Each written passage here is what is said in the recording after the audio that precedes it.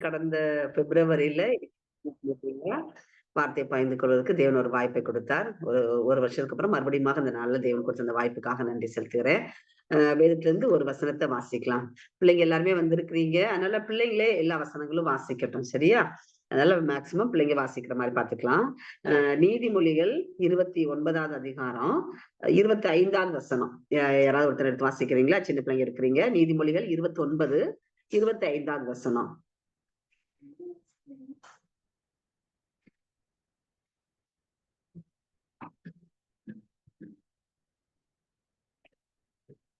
வாசிக்கிறாங்களா?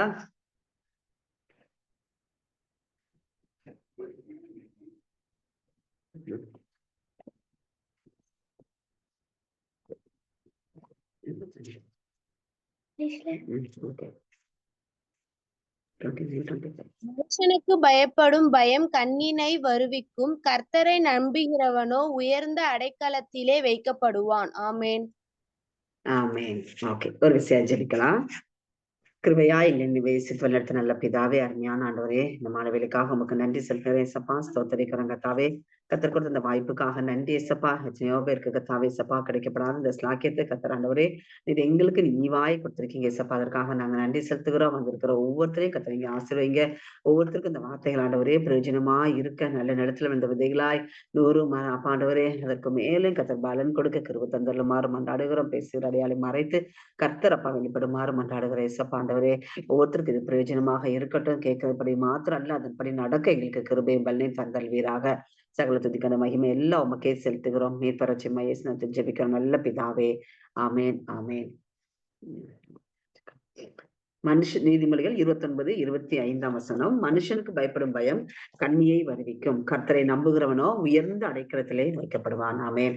இந்த வார்த்தை இப்படியாக நமக்கு சொல்கிறது. கர்த்தரை நம்புகிறவர்கள் உயர்ந்த அடைக்கலத்துல வைக்கப்படுவார்கள். இதனால அதை குறிச்சுதான் நம்ம பார்க்கலாம். நமக்கு கூட ஒவ்வொரு நம்ம சின்ன வாலிப பிள்ளைகளா இருக்கிறோம், பெற்றோர்களாக இருக்கிறோம். அந்த சில சமயங்கள் என்னுடைய வாழ்க்கையில நமக்கு கடந்து போகும்போது சில நெருக்கங்கள்லாம் வரும்போது நமக்கு சில நேரம் சில கேள்விக்குறிகள் எல்லாம் எழும்பலாம். அப்ப இப்படிப்பட்ட ஒரு சூழ்நிலை நான் இருக்கிறேன். என்ன ஆண்டவர் தானே நம்பி இருக்கிறேன். என் வாழ்க்கை எப்படி ஆகும், என்னுடைய எதிர்காலம் எப்படி ஆகும், என் படிப்பின் காரியங்கள் எப்படி அப்படின்னு சொல்லி பல பல காரியங்களை குறித்து நமக்கு சிந்தனைகள் வரலாம், கேள்விக்குறிகள் எழும்பலாம். ஆனா வசனம் நமக்கு அடித்து கூறுகிறது, கர்த்தரை நம்புகிறவனோ உயர்ந்த அடைக்கலத்திலே வைக்கப்படுவான் என்று சொல்லி. நம்ம வேதத்துல அநேக தேவ மனிதர்களை நம்ம பார்க்கிறோம். ஒவ்வொரு தேவனை நம்பி நின்ன ஒருத்தர் கூட வெட்கப்பட்டு போகவே இல்லை. அநேக தேவ மனிதர்களை குறித்து நம்ம சொல்லலாம். ஆபிரகாமானாலும் சரி, ஈசாக்கானாலும் சரி, யாக்கோபானாலும் சரி, இப்படி ஒவ்வொருத்தரையா நம்ம ஒவ்வொருத்தருடைய லைஃபை நம்ம எடுத்து பார்த்தோம் அப்படின்னா கர்த்தரை சார்ந்து அவரையே நம்முடைய நம்பிக்கையாக வைத்திருக்கிறார். யாரையுமே தேவன் வெட்கப்படுத்ததே இல்லை. சங்கீதம் 34 நம்ம வாசிக்கிறோம், அவரை நோக்கி பார்த்த முகங்கள் பிரகாசம் அடைந்தன அப்படின்னு சொல்லி. அப்ப அவரை நம்பி இருக்கிற பிள்ளைகளை ஒரு நாளும் தேவன் வெட்கப்படுத்த விடவே மாட்டார். நாகும் 1வது அதிகாரம் 7வது வசனத்துல நம்ம வாசிச்சோம் அப்படின்னா, கர்த்தர் நல்லவர், இக்கட்டு நாளிலே அரணான கோட்டை, தம்மை நம்புகிறவர்களே அவர் அறிந்திருக்கிறார். நம்ம நம்ம பேரண்ட்ஸ் கூடயே தான் நம்ம இருப்போம். ஆனா நம்மளுடைய எல்லா காரியங்களும் அவங்களுக்கு தெரியுமான்னு தெரியாது. நம்ம ஃப்ரெண்ட்ஸ் கூட இருப்போம், ஆனாலும் நம்ம அவங்கள குறித்தோ இல்லைன்னா நம்ம காரியங்கள் குறித்தோ அவங்களுக்கு முழுமையாகவோ இல்லைன்னா அவங்கள குறித்து நமக்கு முழுமையாக எல்லாம் தெரியும் அப்படின்னு சொல்லிட்டு நம்ம சொல்லிட முடியாது. ஈவன் ஒரே வீட்டுல இருந்தாலும் சரி, ஒரே கிளாஸ்ல படிச்சாலும் சரி, எல்லாருக்கும் அவங்கவுங்க ஃப்ரெண்ட்ஸை பத்தியோ அவங்க குடும்ப உறுப்பினர்களை பத்தியோ எல்லா காரியங்களும் தெரியும்னு சொல்லி நம்ம சொல்ல முடியாது. ஆனா ஏசப்பாவை நம்பி இருக்கிற ஒவ்வொருத்தரையும் அவர் அறிந்திருக்கிறாரா. நம்மை நம்புகிறவர்களே அவர் அறிந்திருக்கிறார். அப்போ நம்மளை குறித்து முழுமையாக அறிந்தவர் நம்ம ஏசப்பா மட்டும்தான். Top to bottom. சில சமயம் நம்ம வெளியில சொல்ல முடியாத காரியங்கள் இருக்கலாம். நம்ம மனசுக்குள்ளேயே வச்சு தவிச்சிட்டு இருப்போம். யார்ட்டுமே எக்ஸ்பிரஸ் பண்ணாம கூட இருப்போம். ஆனா அந்த காரியங்களை கூட எல்லாமே அவர் நம்ம யோசனைகள் நம்ம நினைக்கிறதுக்கு முன்னமே அவர் எல்லாவற்றையும் அவர் அறிந்திருக்கிறார். இந்த நாள்ல கூட வேதாகமத்துல இருந்து ஒரு 4 பேரை குறித்து 4 தேவ மனிதர்களை குறித்து பார்க்கலாம். தேவனையே சார்ந்து தேவனையே தன்னுடைய நம்பிக்கையாக கொண்ட ஒரு 4 தேவ மனிதர்களை குறித்து நம்ம பார்க்கலாம். தேவன் எப்படியாக அவர்களை உயர்த்தினார்னு சொல்லிட்டு முதலாவதாக நம்ம எடுத்தோம் அப்படின்னு சொன்னா யோசேப்போட வாழ்க்கையை எடுத்துக்கொள்ளலாம். சரியா? யாருக்கெல்லாம் யோசேப்போட ஸ்டோரி தெரியும்? எத்தனை பேர் படிச்சிருக்கீங்க சின்ன பிள்ளைங்களா? யாராவது பதில் சொல்ல முடியுமா? சரி, படிச்சிருப்பீங்கன்னு நினைக்கிறேன். ஓகேவா? முதல்ல யோசேப்ப பத்தி பார்க்கலாம். யோசேப்பு யாக்கோபுடைய ஒரு மகனாக இருந்தார். யோசேப்பு வந்து யாக்கோபுக்கு மொத்தம் 12 ஆண் பிள்ளைகள். அதுல ஒருத்தர் தான் வந்து யோசேப்பு. இது ராகேலோட யாக்கோபினுடைய மனைவி ராகேல். ராகேலுடைய பையன் தான் வந்து இந்த யோசேப்பு. அப்ப இந்த யோசேப்பு வந்து ஒரு 17வது வயதுல இருக்கும்போது அவனுக்கு ஒரு தரிசனம் வந்து அவன் பார்க்கிறான். அந்த தரிசனத்த பார்த்த உடனே தன்னுடைய அப்பா கிட்டயும் முதல்ல அண்ணன்மார்கிட்ட சொல்றாப்ல. அதுக்கப்புறம் வந்து அப்பா கிட்டயும் சொல்றாப்ல. அப்போ என்ன ஆகுது அப்படின்னா, அந்த சூரியன், சந்திரன், நட்சத்திரங்கள் எல்லாம் வந்து யோசேப்ப வந்து வணங்கி நிக்கிற மாதிரி அந்த ஒரு தரிசனத்த பார்க்கிறாரு. அத வந்து அண்ணன் கிட்டயும் அப்பா கிட்டயும் ஷேர் பண்றாங்க. இப்ப நம்ம வீட்ல நம்ம ஒரு ஏதாவது ஒரு என்னது நைட் ஒரு சொப்பனம், ஒரு கனவு பார்த்தோம்னா நம்ம வீட்ல உள்ளவங்கள்ட்ட சொல்லுவோம் இல்லையா? அப்பா, அம்மா கிட்ட இல்லன்னா நம்ம கூட பிறந்தவங்கள்ட்ட நம்ம சொல்லுவோம். அதே மாரி இந்த யோசேப்பு வந்து என்ன பண்றாருன்னா, தன்னுடைய அண்ணன்மார்கிட்ட எல்லாம் சொல்றாங்க. அப்படி சொன்ன உடனே அண்ணங்களுக்கு வந்து அது இஷ்டப்படல. என்னது நாங்க வந்து உன்னை வணங்கி நிக்கிற மாதிரி நீ பார்த்திருக்கிறியா அப்படின்னு சொல்லிட்டு அவங்க என்ன பண்றாங்க அப்படின்னு சொன்னா யோசேப்பு வந்து அவங்களுக்கு இஷ்டப்படல, சொப்பனம் இஷ்டப்படல. அதாவது யோசேப்பை வந்து மேன்மையாக வச்ச மாதிரி ஒரு சொப்பனம். அது அவங்களுக்கு பிடிக்கல. உடனே என்ன பண்ணாங்கன்னா அவனுக்கு விரோதமாக துர ஆலோசனை எல்லாம் பண்ணி அவனை வந்து நம்ம அவனை வந்து நம்ம நம்ம ஏதாவது பண்ணிடலாம் அப்படின்னு சொல்லிட்டு அவங்க வந்து யோசேப்புக்கு விரோதமா வந்து ஆலோசனை எல்லாம் பண்ணி சில ஆண்டவருக்கு பிரியமில்லாத காரியங்கள் எல்லாம் வந்து அவங்க செய்யறாங்க. அது நிமித்தமாக என்ன ஆகுது அப்படின்னு சொல்லி பார்த்தோம்னா யோசேப்பு வந்து யோசேப்பு வந்து விற்கப்பட்டு அவர் எகிப்துல வந்து ஒரு அடிமையாக அவர் கடந்து செல்றதை பார்க்க முடியுது. அப்போ அந்த இடத்துல போகும்போது ஆனாலும் கூட யோசேப்பு என்ன பண்றாருன்னா அவர் தரிசனத்தின் பாதையில நடக்கிறாரு. ஆனாலும் கர்த்தரை வந்து அவர் வந்து விட்டு விலகவே இல்லை. அதை எப்படி நம்ம புரிஞ்சுக்கொள்ளலாம் அப்படின்னு சொல்லி பார்த்தோம்னா, யோசேப்பு வந்து ஒரு போத்திபார் அப்படிங்கிற ஒரு எஜமானுடைய வீட்டுல இருக்கும்போது அந்த போத்திபாருடைய மனைவி வந்து யோசேப்பு வந்து நல்ல ஒரு அழகான வாலிப பையன் 17 இயர்ஸ்ல அந்த அந்த வாலிப பையன் வந்து அவங்க வீட்டுல இருக்கும்போது அந்த மகன் மேல யோசேப்பு மேல ஆசைப்பட்டு அந்த மனைவி வந்து தப்பு செய்ய துணிகிறாள். ஆனா வந்து யோசேப்பு வந்து என்ன சொல்றாருன்னா, நான் எப்படி தேவனுக்கு விரோதமாய் நான் வந்து பொல்லாங்கு செய்வது எப்படி அப்படின்னு சொல்லி ஒரு ஆண் மகன், ஒரு வாலிப பையன் வந்து அந்த இடத்தை விட்டு ஓடி போறார். அவர் தன்னுடைய வஸ்திரத்தை கூட விட்டுட்டு ஓடி போறாருன்னு சொல்லி அந்த அளவுக்கு அவர் வந்து பரிசுத்தத்தை காத்துக் கொள்கிறார். அப்போ இந்த நாட்கள்ல நம்ம நியூஸ் பேப்பர் எல்லாம் எவ்வளவோ காரியங்களை நம்ம பாக்குறோம். இந்த வாலிப காலத்துல இந்த பிள்ளைகள் அவங்க கொஞ்ச நேரம் அந்த சந்தோஷத்துக்காக இல்லைன்னா ஆண் பிள்ளைகள் பேசுகிற அந்த ஒரு வார்த்தைகள், இல்லைன்னா பெண் பிள்ளைகள் ஆசையாக பேசக்கூடிய வார்த்தைகள் இது நிமித்தமாக வந்து அவங்க கவரப்பட்டு அந்த கவர்ச்சியில இழுக்கப்பட்டு தன்னுடைய வாழ்க்கையே எத்தனையோ பேர் வந்து முடிச்சு கொள்கிறது வந்து நம்ம பார்க்க முடியுது. அப்ப வந்து ஆனா அந்த மாதிரி ஒரு சூழ்நிலையில அந்த மாதிரி ஒரு பாவத்துக்குள்ளாக யோசேப்பு வந்து கடந்து போகக்கூடிய ஒரு சூழ்நிலை வந்தா கூட அவர் அந்த பாவத்துக்கு உதறிவிட்டு ஆண்டவருக்கு விரோதமா நான் பாவம் செய்ய மாட்டேன் அப்படின்னு சொல்லி தன்னுடைய பரிசுத்தத்தை வந்து காத்துக்கொள்கிறார். ஏன் அப்படின்னு சொன்னா தேவன் மேல வைக்கிற ஒரு நம்பிக்கை. நான் வந்து ஆண்டவருடைய பிள்ளை, அதனால நான் பாவம் செய்ய மாட்டேன் அப்படின்னு சொல்லிட்டு அவர் வந்து தன்னை தேவனுக்குள்ளாக வந்து காத்துக்கொள்கிறார். அதனால அவர் என்ன ஆகுதுன்னு சொல்லி பார்க்கும்போது அநேக பாடுகள் இருந்துச்சு, இல்லைன்னு சொல்ல முடியாது. இந்த ஆண்டவர் நமக்கு வந்து ஒரு தரிசனத்தை கொடுக்கிறாரு, இல்ல ஒரு வாக்குத்தத்தத்தை கொடுக்கிறாரு அப்படின்னா நம்ம அதை வந்து சுதந்திரிக்கிற வரைக்கும் சில சமயம் அந்த ஆண்டவர் கொடுத்த வாக்குத்தத்தத்திற்கோ நம்ம கடந்து போற பாதைக்கு எந்த சம்மந்தமே இருக்காது. யோசேப்பு நடந்து போன பாதைகள்லாம் பார்த்தோம் அப்படின்னு சொன்னா ஆண்டவர் கொடுத்த வாக்குத்தத்தம் நிறைவேறுமா அப்படின்னு சொன்னா அதுக்கு இதுக்கு எந்த ஒரு கனெக்ஷனே இல்லாம இருந்துச்சு. ஆனா கடைசியில பார்த்தோம் அப்படின்னு சொன்னா ஆரம்பம் அற்பமா இருந்தாலும் முடிவு சம்பூர்ணமா இருக்குன்னு சொல்லி வசனம் நமக்கு சொல்கிறது இல்லையா? அதே போலதான் யோசேப்போட வாழ்க்கையிலும் அநேக பாடுகள் இருந்துச்சு. இது நிமித்தமாக என்ன பண்ண அந்த ஒய்ஃப் என்ன பண்ணா பொய் குற்றச்சாட்டை சொன்னனால அது நிமித்தமாக வந்து யோசேப்பு வந்து ஜெயிலுக்குள்ள எல்லாம் போறாரு. ஜெயிலுக்குள்ள போய் இருக்கும்போது அங்கேயே 2 பேரும் சந்திக்கிறாரு. அவங்க 2 பேரும் ஒரு கனவு காண்கிறாங்க. இந்த யோசேப்போட வாழ்க்கையை குறிச்சு பார்த்தோம்னா வேதாந்தத்துல அந்த 37வது அதிகாரத்துக்கு அதுக்கப்புறம் ஃபுல்லா பார்த்தோம்னா கர்த்தர் யோசேப்போடு இருந்தார். கர்த்தர் யோசேப்போடு இருந்தார்.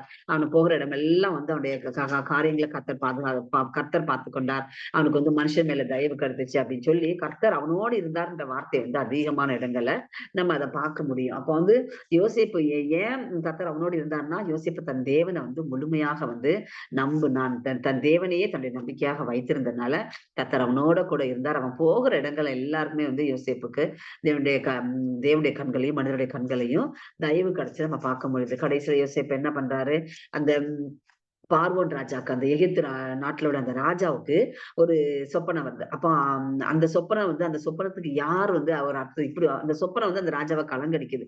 யார் இந்த சொப்பனத்துக்கு அர்த்தம் சொல்ல முடியும் அப்படின்னு சொல்லி ஒரு என்கொயரி பண்ணி வரும்போது யோசேப்பு அப்படிங்கிற அவன் ஜெயில இருக்கும்போது அங்க இருந்த 2 பேருக்கு வந்து அவங்க கண்ட கனவோட அர்த்தத்தை வந்து இந்த யோசேப்பு வந்து சொல்லுவாரு. அப்போ அங்க இருக்கிற ஒரு மனுஷன் வந்து அந்த என்ன யோசேப்பு அந்த அர்த்தம் சொன்னாரோ அதேபடி அவங்களுடைய கனவு கனவு நடந்துச்சு.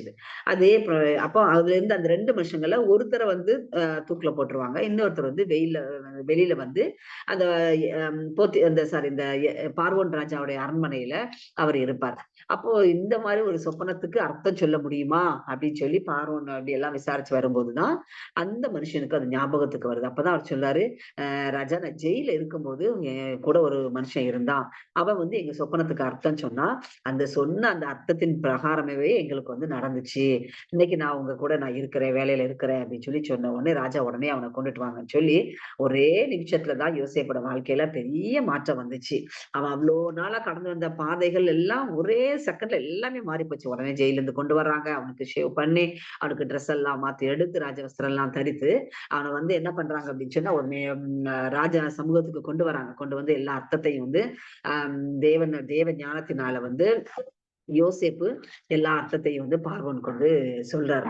அப்ப வந்து பார்வோனே சொல்றாரு, தேவ ஆவியை பெற்ற இந்த மனுஷனை போல ஒரு மனுஷன் இல்ல அப்படின்னு சொல்லி பார்வோனே வந்து யோசேப்போட அந்த ஞானம், யோசேப்போட ஞானம்ன்றது கர்த்தர் யோசேப்புக்கு கொடுத்த அந்த ஞானத்தை அவர் வந்து மெச்சுக்கொள்கிறத பார்க்க முடியுது. அப்ப அவர் சொல்றாரு, நீ சொன்னபடியே நடக்கட்டும், சிங்காசனத்துல மாத்திரம் நான் பெரியவனா இருப்பேன், மற்றபடி எல்லா பவரும் நான் உனக்கு தரேன் அப்படின்னு சொல்லி யோசேப்புக்கு வந்து அவர் எல்லா அதிகாரத்தையும் வந்து அவரை கொடுக்கிறாரு. நம்ம வாசிச்சோம்னா ஆதியாகம 41வது அதிகாரத்துல 38ல இருந்து வாசிக்கலாமே. ஆதியாகம 41 38ல இருந்து யாராவது வாசிங்க.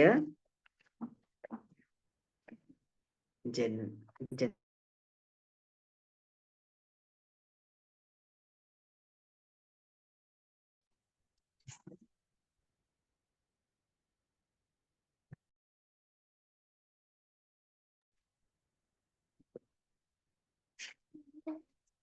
ஆதியாகம 41 38ல இருந்து.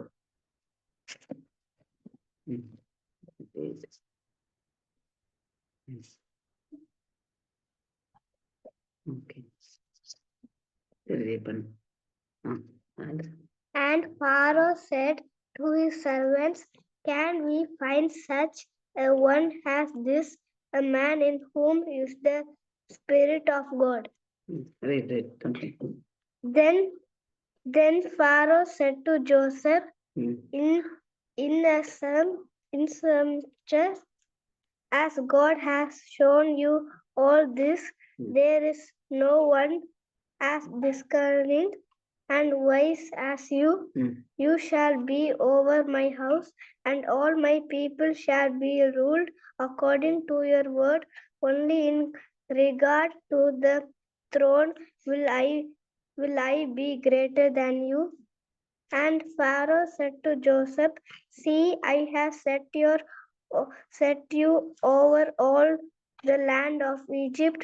Then Pharaoh took his signet ring of his hand and put it on Joseph's hand, and he clothed him in garments of fine linen and put a gold chain around his neck, and he had him ride in the second chariot which he had, and they cried out before him. Okay.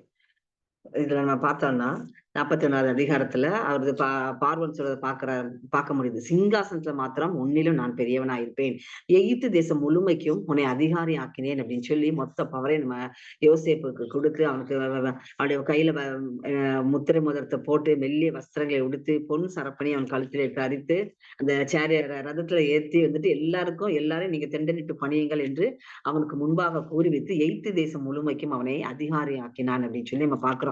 யோசேப்புக்கு தரிசனம் கிடைக்கும் போது 17 வயசா இருந்தது. ஆனா அந்த தரிசனம் நிறைவேறும் போது 30 வயசு. யோசேப்பு எகிப்தின் ராஜாவாகிய பார்வோனுக்கு முன்பாக நிற்கும் போது 30 வயதா இருந்தான் அப்படின்னு சொல்லி. அப்ப அந்த 13 வருடங்களாக அவர் கடந்து சென்ற பாதைகள் ஒரு வித்தியாசமாக, ஒரு போராட்டமாக இருக்கலாம், ஒரு கடினமான பாதையாக இருக்கலாம். வாக்குத்தத்தம் நிறைவேறுவதற்கு தேவன் கொடுத்த தரிசனம் நிறைவேறுமானா அது ஒரு கேள்விக்குறியாக தான் இருந்துச்சு. ஆனா வந்து யோசேப்பு கர்த்தரையே நம்பி இருந்தனால, கர்த்தரையே சார்ந்து கொண்டதுனால, கர்த்தருக்கு ஒரு வைராக்கியம் பாராட்டினதுனால தேவன் என்ன பண்ணார்னா யோசேப்பு வந்து ஒரு உயர்ந்த அடைக்கலத்துல, ஒரு உயர்ந்த ஸ்தானத்துல வந்து தேவன் கொண்டு வந்து நிறுத்துகிறத பார்க்க முடியுது. ஏசப்பா வந்து நம்மளை ஆசீர்வதிக்கும் போது நம்ம கொஞ்சமெல்லாம் ஆசீர்வதிக்க மாட்டாரு. அவர் எவ்வளோ மேக்சிமம் ஆசீர்வதிக்க முடியுமோ அவ்வளவா வந்து தேவன் மற்ற ஜனங்களுக்கும் நமக்கும் ஆண்டவரை அறிந்த பிள்ளைகளுக்கும் ஆண்டவரை நம்பி இருக்கிற பிள்ளைகளுக்கும் ஆண்டவர் அறியாத இருக்கிறவங்களுக்கும் ஒரு பெரிய வித்தியாசத்தை வந்து கர்த்தர் வந்து காண்பிப்பார். அது நம்ம எல்லாருடைய வாழ்க்கையிலுமே நம்ம அதை பார்க்க முடியுது. அப்ப நம்ம நம்ம நினைப்போம், ஆண்டவரே நீங்க சொன்னீங்க இன்னும் இந்த காரியம் நடக்கலையே,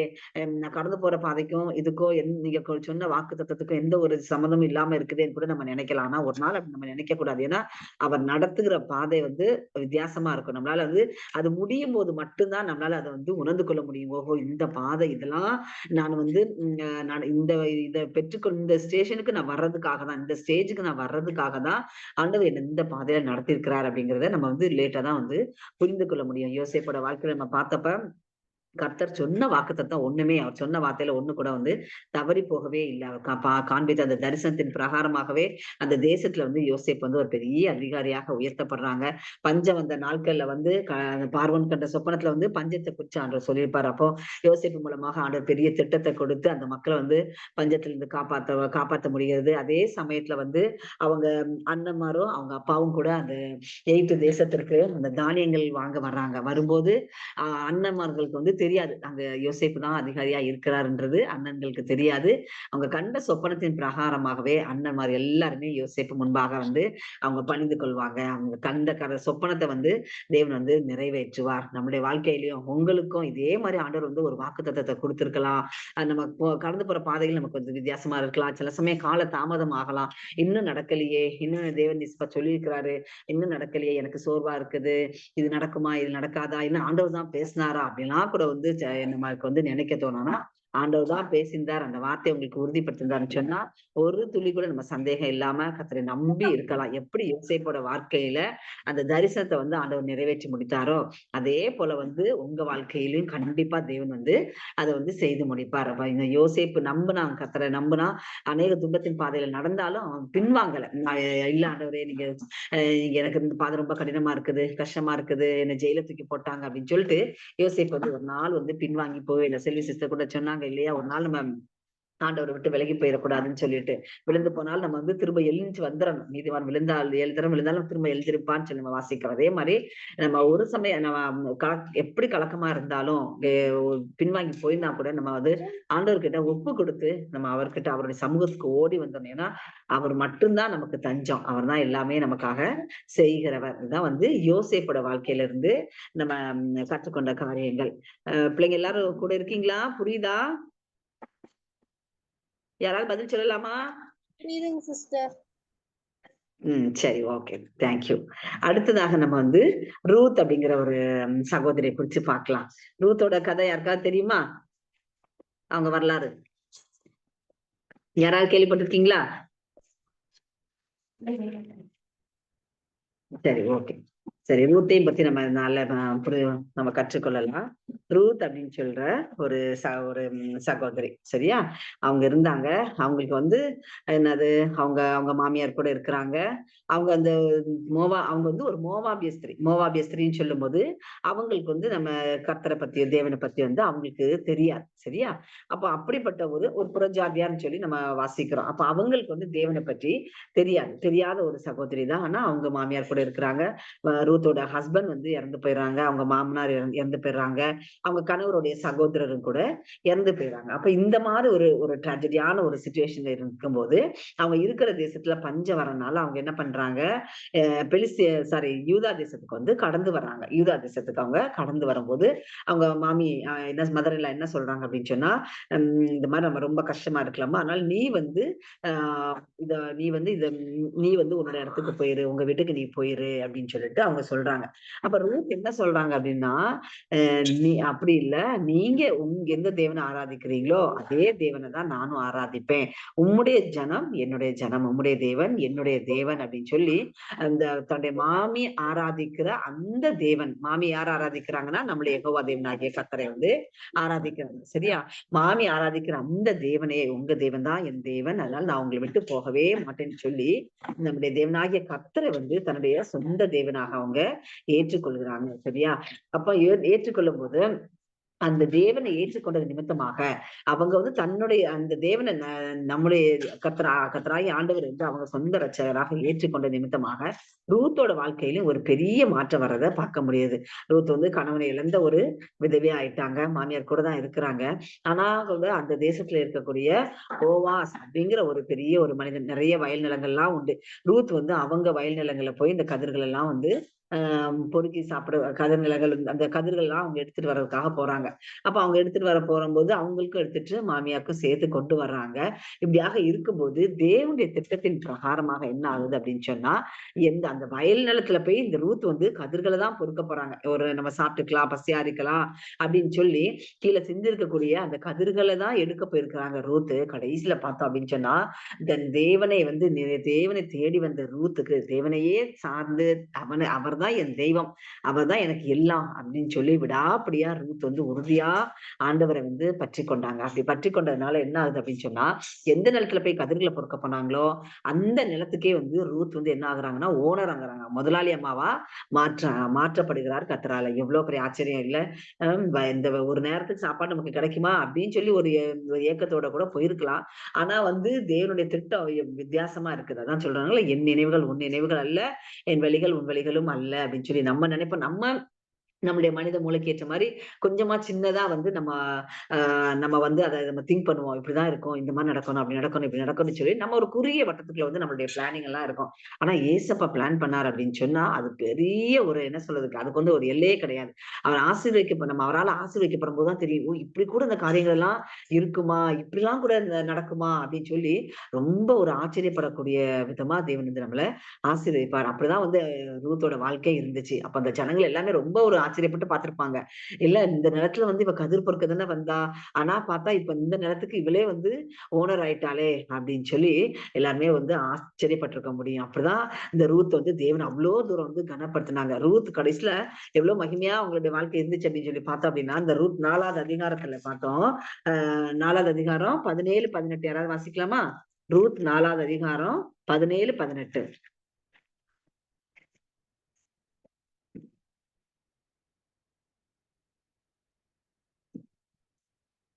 யாராவது எடுத்தீங்களா?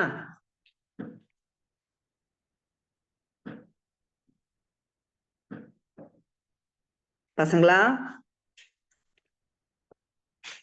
சரி, நானே வாசிக்கிறேன். 17, 18. அயல் வீட்டுக்காரிகள் நகோமிக்கு ஒரு ஆண் பிள்ளை பிறந்தது என்று வாழ்த்தி அதற்கு ஓபேத் என்று பெயரிட்டார்கள். அவன் தாவீதின் தகப்பனாகிய ஈசாயின் தகப்பன். ஈசாயின் தகப்பன். ஓகேவா? சரி, நம்ம தாவீது ராஜான்னு ஒரு ராஜா அடுத்ததாக அவரை குறித்து நம்ம பார்க்க போறோம். அப்ப இந்த ராஜா தாவீது ராஜாவோட தாத்தாவை தான் வந்து யாரு இந்த ரூத் வந்து பெற்றெடுக்கிறாங்க. சரியா? அப்ப இந்த தாவீது ராஜா ஏசப்பா வந்து இந்த தாவீதோட வம்சத்துலதான் பிறக்கிறத நம்ம பார்க்க முடியுது. அப்போ ஒரு புறஜாதியா இருந்த ஒரு ஸ்திரீ தன் தேவனை நம்முடைய கர்த்தராகிய ஆண்டவரை வந்து சொந்தமாக ஏற்றுக்கொண்டது நிமித்தமாக கர்த்தரையே தன் நம்பிக்கை, அவர்தான் என் தேவன் சொல்லி அவரையே நம்பி வந்ததுனால ஒரு அடையாளம் தெரியாத இருந்த ஒரு ஸ்திரீயை வந்து தேவன் இந்த நாட்கள் ஒரு பெரிய அடையாளமாகவே மாற்றி இருக்கிறார். தாவீது ராஜா அவங்க வம்சத்துல வராரு.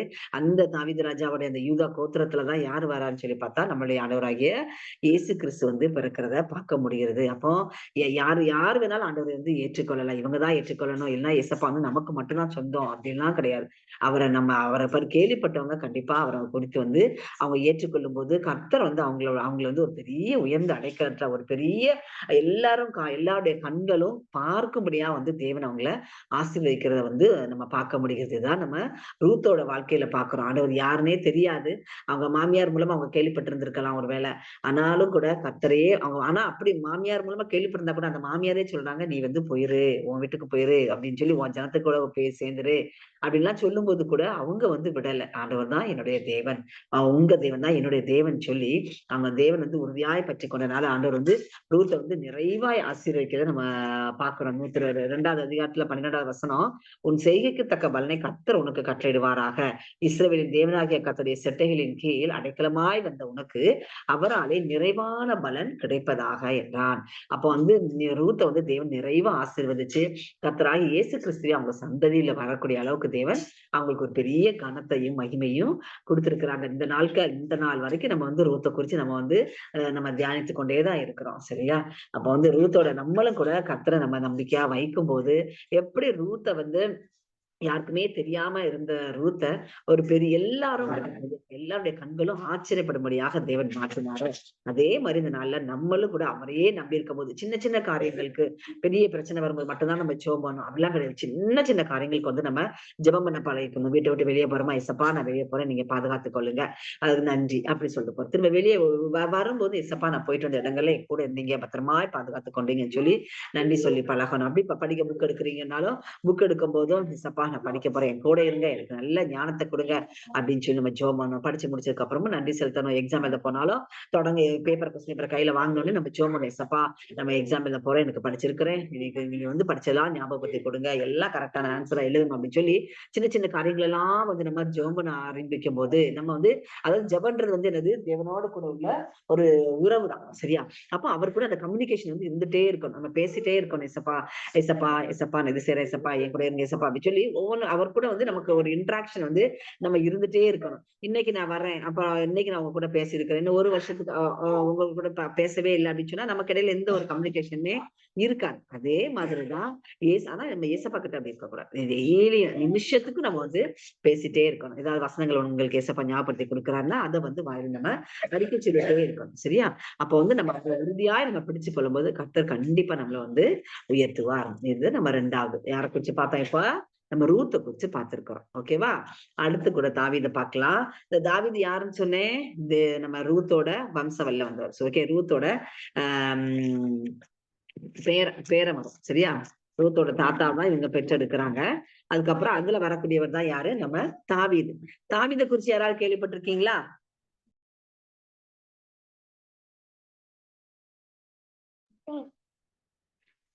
யாருக்காவது தாவீது குறிச்சு ஏதாவது தெரியுமா? யாராவது கேள்விப்பட்டிருக்கீங்களா? சபைக்கு போன இடங்கள்ல, இல்ல உங்க ஸ்கூல்ல, ஃப்ரெண்ட்ஸ் மூலமா?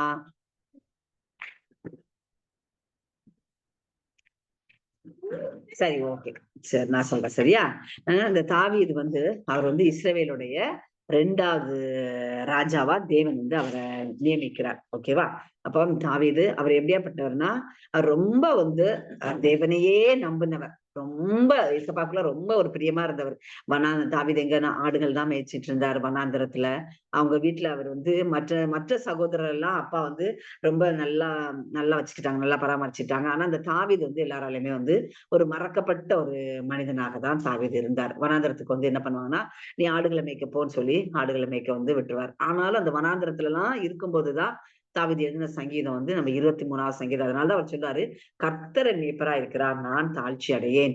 மனிதர்கள் வந்து என்ன மறந்துடலாம், மனிதர்கள் என்ன புறக்கணிச்சிடலாம், ஆனா வந்து சாரி, என் கர்த்தர் ஒரு நாள் என்ன மறக்க மாட்டாரு, என் கர்த்தர் ஒரு நாள் என்ன புறக்கணிக்க மாட்டாருன்னு சொல்லி இந்த சங்கீதத்துல நம்ம பார்த்தோம் அப்படின்னு சொன்னா அநேக இடங்கள்ல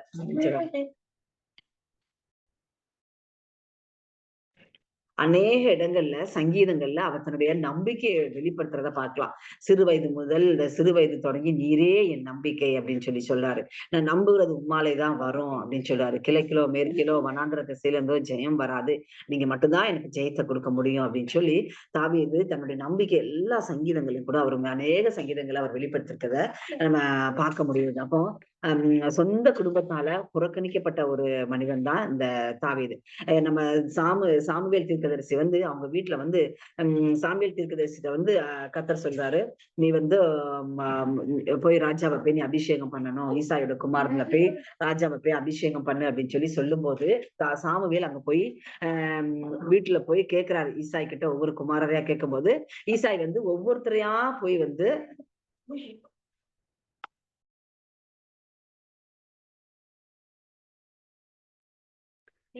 சாமுவேல் கிட்ட வந்து ஈசாய் வந்து ஒவ்வொரு குமாரரையா காட்டுறாரு. இவனா பாருங்க, இவனா தேவன் சொன்ன மனிதன் பாருங்க அப்படியெல்லாம் சொல்லி வந்து கேட்கும்போது இல்லன்னு சொல்லி சாமுவேல் கிட்ட ஆண்டவர் சொல்றாரு, இவன் இல்ல அப்படின்னு சொல்லிட்டே வராங்க. ஓகேவா? ஆனா கடைசியில அப்புறம் ஆண்டவர் சொல்றாரு, இவ்வளவுதானா அப்படின்னு சொல்லி சாமுவேல் வந்து கேட்கிறாரு, உன் பிள்ளைங்க வந்து இவ்வளவுதானா அப்படின்னு சொல்றப்பதான் அப்பதான் வந்து நம்ம ஈசாய்க்கு வந்து ஞாபகம் வருது. 1 சாமுவேல் 16வது அதிகாரத்துல நம்ம பார்த்தோம் அப்படின்னு சொன்னா 11வது வசனம். உன் பிள்ளைகள் இவ்வளவுதானா என்று ஈசாயை கேட்டான். அதற்கு அவன், இன்னும் எல்லாருக்கும் இளையவன் ஒருவன் இருக்கிறான், அவன் ஆடுகளை மேய்த்துக் கொண்டிருக்கிறான் என்றான். அப்பொழுது சாமுவேல் ஈசாயை நோக்கி ஆள் அனுப்பி அவனை அழைப்பி அவன் இங்கே வரும் மட்டும் நான் பந்தி இருக்க மாட்டேன் என்றான். பாத்தீங்களா, உன் பிள்ளைகள் இவ்வளவுதானா அப்படின்னு சொல்லி கேட்கும்போது அப்பதான் ஞாபகம் வருது, இன்னும் எல்லாருக்கும் இளையவன் ஒருத்தன் இருக்கிறான், அவன் வந்து அவன் ஆடுகளை மேய்த்துக் கொண்டிருக்கிறான் அப்படின்னு சொல்லிட்டு அவரு சொல்றார். அப்போ அதுக்கப்புறம் அவன் ஆள் அனுப்பி தாவீத அவங்க வீட்டுக்கு கூட்டிட்டு வர சொல்லி அதுக்கப்புறமேட்டு வந்து அபிஷேகம் பண்றார். தாவீது எப்படிப்பட்டவன் பார்த்தோம்னா, அவன் சிவந்த மேனியும் அழகிய கண்களும் நல்ல ரூபமுள்ளவனா இருந்தான். அப்பொழுது கர்த்தர், இவன் தான், நீ எழுந்து இவனை அபிஷேகம் பண்ணு என்றார். அப்பொழுது சாமுவேல் தைல கொம்பை எடுத்து அவனை அவன் சகோதர நடுவிலே அபிஷேகம் பண்ணினான். அந்நாள் முதற்கொண்டு கர்த்தருடைய ஆவியானவர் தாவீதின் மேல் வந்து இறங்கி இருந்தார். ஓகேவா?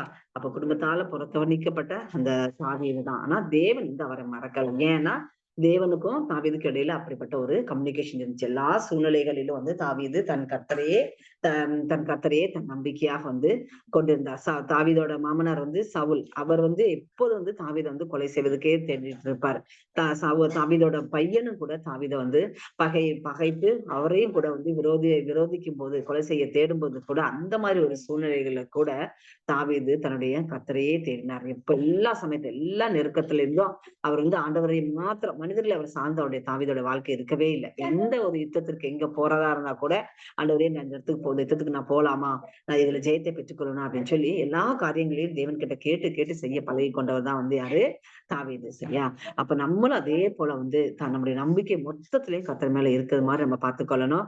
நம்ம தாவீது எப்படி தேவனை சார்ந்து கொண்டாரோ எல்லா சூழ்நிலைகளிலும், அதே மாதிரி நம்மளும் தேவனை எல்லா சூழ்நிலைகளும் கூட நம்ம சார்ந்து இருக்கும்போது கர்த்தர் வந்து என்ன பார்த்தோம் அப்படின்னா, தாவீது வந்து ராஜாவாக வந்து அபிஷேகம் பண்றாரு. தாவீது ஒரு தீர்க்கதரிசியும் கூட.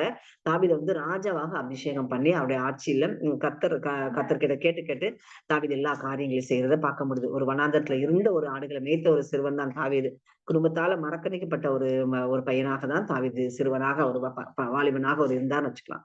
அப்படிப்பட்ட தாவீது தன் தேவனை நம்பி இருந்ததுனால கர்த்தர் என்னவா அபிஷேகம் பண்றாருன்னா, ராஜாவாக வந்து சகல இஸ்ரவேலுக்கும் அவரை ராஜாவாக அபிஷேகம் பண்ணி உயர்ந்த ஸ்தானத்துல வந்து எல்லாருடைய கண்களுக்கான அவர் வந்து அண்ணமாருக்கெல்லாம் இப்ப எவ்வளவு ஆச்சரியமா இருக்கும். நம்ம கூட பிறந்தவன், நம்ம வந்து அவனை ஆடு மேய்க்க நம்ம அனுப்பியிருந்தோம், அவன் ஆனா இன்னைக்கு ராஜாவாயிட்டான் அப்படின்னு சொல்லி அவர் ஆச்சரியத்தோட பார்த்திருப்பாங்க இல்லையா? அப்படிதான் தாவீதை தேவன் ராஜாவாக உயர்த்தினார். இன்னும் ஒருத்தரை மாத்திரம் பார்த்து முடிச்சிடலாம். தானியேல். ஓகேவா? தானியேல் சொன்ன உடனே நமக்கு ஞாபகத்துக்கு வர என்னன்னா, சிங்கக்கவி தான் நமக்கு வந்து ஞாபகத்துக்கு வரும். ஓகே. தானியேல் வந்து அவரை வந்து பாபிலோன் தேசத்துல ஒரு சிறை கைதிகளாக தானியேலையும் அவங்க ஃப்ரெண்ட்ஸ் எல்லாம் பிடிச்சிட்டு போறாங்க. அதே மாதிரி தானியேலும் கூட அங்க எங்க இருந்தாருன்னா, ராஜ அரண்மனையில தான் இருக்கிறாங்க கைதிகளா. அவங்க அப்படி இருக்கும்போது அவங்கள வந்து என்ன பண்றாங்க அப்படின்னா, இந்த ராஜாவுடைய போஜனத்தை எல்லாம் கொடுக்கும்போது தானியேல் என்ன பண்றாரு, இந்த போஜனத்தினால நான் என்ன வந்து திட்டுப்படுத்த மாட்டேன். நான் வந்து எங்களுக்கு நீங்க மரக்கறிகளே கொடுங்க, நாங்க அதையே சாப்பிட்டுக்கிறோம் அப்படின்னு சொல்லி அந்த இடத்துல தேவனுக்காக ஒரு சின்ன ஒரு கமிட்மெண்ட் பண்றாரு. தேவனுக்காக ஒரு வைராகியம் பாராட்டுறாரு. இதனால என்ன நான் தீட்டுப்படுத்த மாட்டேன் அப்படின்னு சொல்லி. அதே தேசத்துல பிரச்சனைகள்லாம் வரும்போது என்ன பண்ணுவாங்கன்னா, அந்த தேசத்து ராஜாவை தான் வணங்கணும், வேற யாரையும் வணங்கக்கூடாது அப்படி எல்லாம் சொல்லும் போது தானியேல் என்ன பண்ணுவாங்க, யாருமே வந்து தானியேல் வந்து அந்த ராஜாவை வந்து வணங்க மாட்டார். தானியேல் வந்து நம்ம தானியேல் 6வது அதிகாரத்துல பார்த்தோம் அப்படின்னு சொன்னோம்னா, அவர் வந்து எப்போதும் போல எருசலேமுக்கு நேரா வந்து தன்னுடைய இந்த ஜன்னலை திறந்து வச்சது, எப்போதும் போல அவர் வந்து முழங்கால் படியிட்டு அவரு ஜெபிக்கிறவராக தான் காணப்பட்டாங்க. சரியா? அப்ப வந்து இப்படிப்பட்ட ஒரு காரியங்கள் எல்லாம் இவர் தானியேல் வந்து தேவனுக்காக வைராக்கியம் பாராட்டினதுனால என்ன ஆகுது அப்படின்னு சொன்னோம்னா, தானியேலை பெரியவன் ஆக்குறாரு. இதே மாதிரிதான் யோசேப்போட வாழ்க்கையில எப்படி ஒரு சொப்பனத்தை அந்த ராஜா பார்த்து யோசேப்பு அதுக்கு அர்த்தம் சொன்னாரோ, அதே போல தானியேல் இருக்கக்கூடிய காலத்திலேயே அங்க இருக்க ராஜா நேபுகாத்நேச்சார் அவர் வந்து ஒரு சொப்பனம் பார்க்கிறாரு. அதுக்கு வந்து தானியேல் வந்து அர்த்தத்தை சொல்றாரு. அர்த்தத்தை சொல்லும் போது அந்த ராஜா வந்து புரிந்து கொள்கிறார், தானியேலுக்குள்ள இருக்கிற தேவன் தான் ஒரு விசேஷித்த தானியேல் வந்து சொல்றாரு, நீ ஒரு விசேஷித்த ஆவியுடையவன் அப்படின்னு சொல்லி சொல்றாரு. மறைப்பொருள் எல்லாம் நீ வெளிப்படுத்துற, உன் தேவன் பெரியவர் அப்படின்னு சொல்லி கர்த்தரை அறியாத ஒரு மனுஷன் வந்து சாட்சி கொடுக்கிறார், தானியேலுடைய தேவன் தான் உண்மையான தேவன் அப்படின்லாம் சொல்லி அவரு சாட்சி கொடுக்குறாரு. அப்ப வந்து தானியேலோட பார்த்தோம் அப்படின்னு சொன்னா, எப்படி அவங்க வந்து இனம் கண்டு கொண்டாங்க அப்படின்னா, தானியேல் கிட்ட அவங்க ஒரு வித்தியாசத்தை பார்த்தாங்க. மத்த எல்லாருக்கிட்டையும் சொல்ல முடியாத அந்த அறிவும் ஞானமும் விசேஷ தாவி யார்கிட்ட இருந்துச்சு அப்படின்னா, தானியேல் கிட்ட இருந்துச்சு. ஏன் அப்படின்னு சொல்லி பார்த்தோம்னா, வேற இடத்துல கொண்டு ஒரு சிறை கைதிகளாக அவங்க எல்லாம் வந்து சிறைப்பிடிக்கப்பட்டு போனாலும் கூட அந்த சூழ்நிலையும் தானியேல் என்ன பண்றாரு, தன் தேவன் கிட்ட தன்னுடைய நாட்டுல இருக்கும்போது எப்படி இருந்தாரோ அதே போல அந்த நாட்டுல இருக்கும் போதும் ஜெபத்திலேயோ தன்னுடைய பரிசுத்தத்தை காத்துக்கொள்ளுகிறதுலயோ அவர் வந்து எந்த ஒரு மாற்றமும் இல்லை. ஐயோ சிறைப்பிடிச்சிட்டு போயிட்டாங்க, இனி நம்ம ஜெபம் பண்ண முடியுமா, பைபிள் படிக்க முடியுமா, கொஞ்சம் ஒரு நெருக்கமும் போராட்டமும் வந்தாலே நம்ம வந்து ஜெபம் பண்றதையும் பைபிள் படிக்கிறதையும் நம்ம கொஞ்சம் அப்படியே பேக் அடிக்க ஆரம்பிப்போம். அப்படி இருக்கவே கூடாது. எந்த சூழ்நிலைகளையும் நம்ம ஜெபிக்கிறதையும் வேதம் வாசிக்கிறதையும் ஒரு நாள் வந்து நம்ம அதை வந்து நம்ம விட்டு விடவே கூடாது. அது வந்து நமக்கு ஆகாரம், தண்ணி எப்படி தண்ணி சாப்பாடு எப்படி நமக்கு வந்து நம்ம உடம்பு வளர்ச்சிக்கு சரீர வளர்ச்சிக்கு தேவையோ அதே போல நம்முடைய ஆவிக்குரிய வளர்ச்சிக்கும் ஆவிக்குரிய இடத்துல ஆவிக்குரிய ஜீவியத்திற்கு இந்த ரெண்டு கண்கள் மாதிரி நமக்கு வேத வசனிப்பும் வேத வசனமும் நம்முடைய ஜபமும் அதே காரியங்களை வந்து தானியேல் வந்து செய்தார். ஜபத்தை ஒரு நாள் வந்து மறக்கல, ஜபத்தையும் மறக்கல, தேவனையும் மறக்கல. அதனால தேவன் மறப்பாரா? அப்படிப்பட்ட பிள்ளைகளை தேவன் மறப்பாரா? மறக்கவே மாட்டார், கண்டிப்பா மறக்கவே இல்லை. அதனால தானியேல் என்ன பண்றாருன்னு சொல்லி பார்த்தோம்னா 2வது அதிகாரம் 46வது வசனத்துல வாசிச்சோம். தானியேல் 2:48 பார்த்தோம்.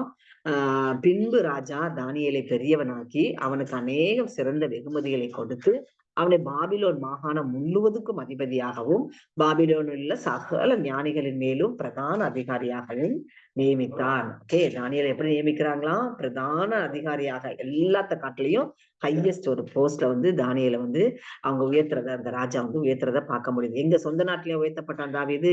இல்ல, எல்லாமே வந்து வேற இடங்கள்ல கொண்டு போய் சிறைக்கதிலாக சிறைப்பிடிக்கப்பட்டு போன அந்த தேசத்துலதான் வந்து தாவீது உயர்த்தப்படுறாங்க. ஓகேவா? அதே மாதிரிதான் நம்ம யோசேப்போட வாழ்க்கையில பார்த்தோம். யோசேப்பும் தன்னுடைய தேசத்துல அல்ல, வேற ஒரு தேசத்துக்கு கொண்டு போகப்பட்டு அந்த தேசத்துல வந்து தேவன் உயர்த்துறதாக பார்க்க முடியுது. இவங்க எல்லாருமே 4 பேர் பார்த்தோம். யோசேப்பு, ரூத், தாவீது, தானியேல். ஓகே, இந்த 4 பேருமே வந்து தேவனையே நம்பி தேவனையே சார்ந்து தேவனையே சொந்த ரட்சகராக ஏற்றுக்கொண்டு அவருக்காக அவரே சார்ந்து இருந்ததுனால தேவன் எல்லாருடைய கண்கள் காணும்படியாகவும் இந்த 4 பேருமே வந்து உயர்த்தி வைக்கிறத பார்க்க முடியாது. ஓகேவா? இவங்க வாழ்க்கை மூலமா இவங்களுடைய வாழ்க்கை பார்த்தோம்னா எல்லாருமே ஆச்சரியப்பட்டிருப்பாங்க. கண்டிப்பா எல்லாரும் ஆச்சரியப்பட்டிருப்பாங்க.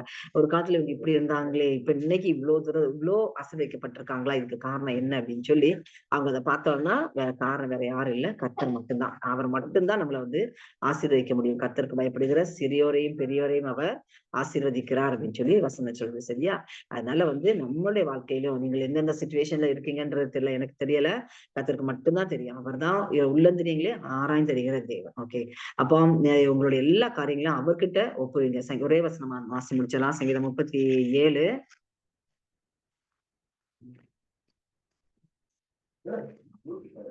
யாராவது வாசிக்கிறீங்களா? சங்கீதம் 37 3, 4, 5. கர்த்தரை நம்பி நன்மை செய், தேசத்தில் குடியிருந்து சத்தியத்தை மேய்த்துக்கொள்.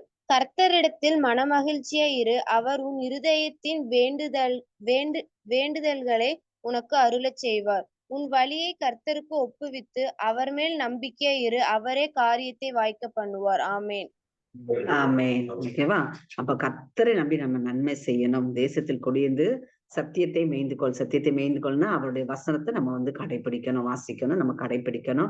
அவரிடத்துல மனமகிழ்ச்சியா இருக்கும்போது அவர் நம்முடைய இதயத்தின் வேண்டுதல்கள் என்னென்ன காரியங்களா நீங்க மனசுல நினைச்சிருக்கீங்களோ, உங்க ஃபேமிலி குறிச்சு இருக்கலாம், உங்களுடைய படிப்பு எதிர்காலங்கள் அப்படி காரியங்களை குறிச்சு இருக்கலாம், எதுவா இருந்தாலும் அவர் மேல நம்ம நம்பிக்கை வச்சு நம்முடைய வழியை கர்த்தர்கிட்ட ஒப்படைக்கும் போது அவர் என்ன பண்றாரு, நம்ம அவர் மேல நம்பிக்கையா இருக்கும்போது அவரே காரியத்தை வாய்க்க பண்ணுவார். உங்க காரியங்களை கர்த்தர்கிட்ட ஒப்புவித்து அவர் மேல நம்பிக்கையா இருங்க. சில சமயம் நம்மளால வந்து எதுவுமே நம்மள யோசனைக்கு எல்லாம் அப்பாற்பட்ட காரியங்களா இருக்கும். இதெல்லாம் நடக்கிறதுக்கு வாய்ப்பே இல்லாம இருக்கலாம், சான்ஸே இருக்காது. அது நடக்கிறதுக்கான அறிகுறிகள் கூட நமக்கு வந்து எந்த பக்கத்துல இருந்துமே தெரியாது. எல்லாமே ஒரு அடைக்கப்பட்ட நிலைமையில இருக்கலாம். இதெல்லாம் இப்படி நடக்குமா, என் வாழ்க்கையில இப்படி நடக்குமா அப்படிலாம் வந்து நம்ம நினைப்போம். ஆனா அவரை நம்பி இருக்கும்போது கர்த்தர் வந்து செய்யக்கூடிய காரியங்கள் வித்தியாசமா இருக்கும். நீங்க வந்து எல்லார்கிட்ட இருந்து மாறுபட்டு இருப்பீங்க. நம்ம என்னது பாட்டுக்கணும் இல்ல, தேவானால் இதனால் விசேஷித்தவன் சொல்லி, அதே மாதிரி அவர் நம்பி இருக்கிற பிள்ளைகளை தேவன் வந்து வித்தியாசப்படுத்தி அவர் வந்து விசேஷப்படுத்தி கர்த்தர் வந்து ஆசீர்வதிப்பார். அவர் மேல் நம்பிக்கையாயிரு, அவரே காரியத்தை வாய்க்க பண்ணுவார். உங்களுடைய எல்லா காரியங்களையும் நீங்க அவரை நம்பி செய்யும் போது, அவர்கிட்ட ஒப்படைத்து நம்பிக்கையா இருக்கும்போது கர்த்தர் உங்களுடைய எல்லா காரியங்களையும் கூட வாய்க்க பண்ணுவார். கர்த்தர் தாமே இந்த வார்த்தைகளை ஆசீர்வதிப்பாராக. ஆமென்.